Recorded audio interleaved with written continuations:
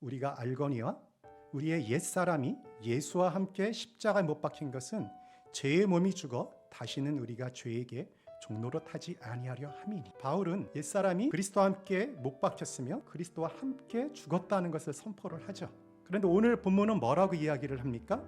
너희는 유혹의 욕심을 따라 썩어져가는 구습을 따르는 옛사람을 벗어버리고. 우리 옛사람이 이미 죽었다고 한다면 어떻게 우리가 옛사람을 벗을 수 있는 것일까요? 옛사람을 벗고 새 사람을 입는 일과 관련하여 우리가 기억해야 할 것이 두 가지 있습니다. 첫 번째로 옛사람을 벗는 일과 새 사람을 입는 일은 별개의 것이 아니라는 것입니다. 이 두 가지 일은 하나로 통합된 그런 행위입니다. 여러분이 매일같이 옷을 갈아입죠. 그럴 때 어떻게 하나요? 옷을 벗고 그다음에 새 옷을 입게 되죠. 영적인 일에서도 마찬가지입니다. 우리가 옛사람을 벗은 다음에는 새 사람을 입어야 합니다. 신앙생활에서 우리가 어떤 일을 하지 않는 것이 중요하지만 나아가서 어떤 일을 행하는 것이 얼마나 중요한지 모릅니다. 좀 더 적극적으로 새 사람으로 되는 일에 우리가 관심을 가져야 합니다. 우리가 기억해야 할 것이 한 가지 더 있는데요. 그것은 벗고 입는 일이 단번에 일어난다는 것입니다. 4장 22절에 벗다라는 동사하고 4장 24절에 입다라는 동사가 헬라어 문법 시제로 하게 되면 부정과거형이에요. 부정과거형을 썼다는 이야기는 뭐냐면 우리가 옷을 입고 옷을 벗는 행위가 단번에 일어났다는 것을 의미한다고 로이드 존스 목사님은 설명을 합니다. 옛사람의 특징이 오늘 4장 22절에 뭐라고 나와 있죠? 구습을 쫓는다고 되어 있어요. 우리의 이전의 생활 방식, 과거의 생활 방식을 쫓는 것이 옛사람의 기본적인 삶의 방식입니다. 그런데 옛사람에 포함된 의미는 여기서 한 걸음 더 나아가요. 옛사람은 아담 안에 있던 우리의 부패하고 악한 그런 본성을 가리킵니다. 바울 사도가 옛사람을 벗어버리라고 저와 여러분에게 권면을 할 때 그것은 우리의 예수 믿기 이전의 삶의 방식을 떠나라는, 그것과 단절하라는 이야기인 동시에 우리의 옛 본성, 우리의 부패한 본성을 벗어버리라고 말씀을 하고 있는 것입니다. 6장을 보게 되면 저와 여러분이 예수님과 함께 십자가에 못 박혀 죽은 것에 대해서 이야기하면서 또한 뭐라고 이야기를 하냐면 너희는 죄에 대하여 죽었다라고 그렇게 이야기를 합니다. 우리가 현실에서는 어떻습니까? 여전히 죄의 영향을 받는 것이 사실이지만 우리가 더 이상 죄에 의하여 통제되지 않고 지배받지 않는 존재이기 때문에 죄와 싸울 수 있는 더 유리한 어떤 고지를 점령하고 있지 않습니까? 마찬가지로 우리가 옛사람을 벗어버리고 새 사람을 입었다는 것을 우리가 깨닫게 될 때 우리가 날마다 그 옛사람의 자취와 흔적을 우리 삶에서 제거하는 일에 유리한 자리를 차지하게 됩니다. 하나님과의 관계에서 저 여러분은 죄에 대해서 죽었습니다. 우리의 옛사람이 죽었습니다.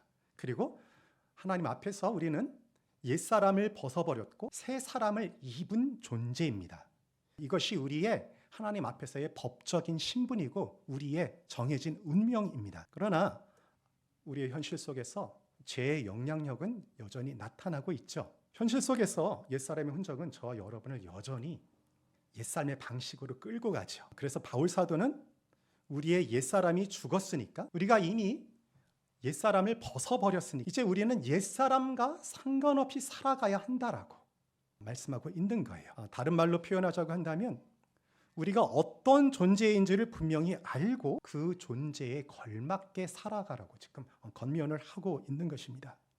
우리는 이미 옛사람을 벗어버렸지만 계속해서 옛사람을 벗어버려야 하는 존재이고 우리가 이미 새 사람을 입었지만 계속하여 새 사람을 입어야 하는 그런 존재입니다. 우리가 날마다 옛사람을 벗고 새 사람을 입기 위하여 우리는 어떻게 해야 하는가 두 가지 적용점을 나눠 보고자 합니다. 첫째, 우리가 하나님 앞에서 단번에 옛사람을 벗어버렸고 새 사람을 입었다는 그 사실을 분명하게 인식하고 기억하십시오. 우리가 삶 속에서 구체적으로 어떻게 살아가야 하는 것에 대해서 고민하는 것에 앞서서 우리가 어떤 존재인지 우리의 진정한 정체성이 무엇인지를 확인하고 그것을 우리가 기억하는 일은 매우 중요합니다. 정체성이 그 사람을 만들어가기 때문입니다. 이런 정체성을 우리가 분명하게 인식하고 붙들 때 우리가 구체적으로 적용 포인트를 잡지 않아도 우리의 말과 행동 속에서 그 사람다운 모습이 점점 더 드러나게 될 것입니다. 둘째로 옛사람을 벗는 일뿐만 아니라 새 사람을 입는 일에도 많은 관심을 기울이십시오. 우리가 죄를 짓지 않겠다고 결심을 하는 것이 어쩌면 그 일을 온전히 이루지 못할 수가 있어요.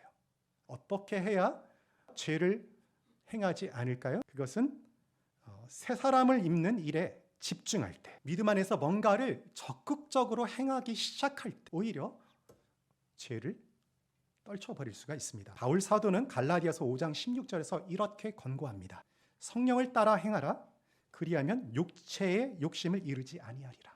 여러분이 예수를 믿을 때 우리 가운데 임하시는 성령님을 우리가 의식하고 그분이 우리의 안에서, 우리 인격 안에서 강력하게 역사해 주실 것을 기도할 때, 그분이 우리 가운데 충만하여질 것을 사모하고 기도할 때 우리의 심령이 새로워집니다. 하나님이 부르신 이 고되지만 영광스러운 길을 함께 걸어가십시다. 날마다 우리의 삶의 현장 속에서 옛사람을 벗고 새 사람을 입는 일에 힘쓰십시다. 그렇게 될 때 저와 여러분의 모습이 거룩하신 우리 주님의 모습을 닮아가게 될 것이고 이 땅에 있는 동안에 행복과 기쁨과 보람으로 가득 차는 그런 삶이 될 것입니다. 이런 삶을 사는 우리 각자, 우리 공동체가 되기를 주님의 이름으로 축원합니다.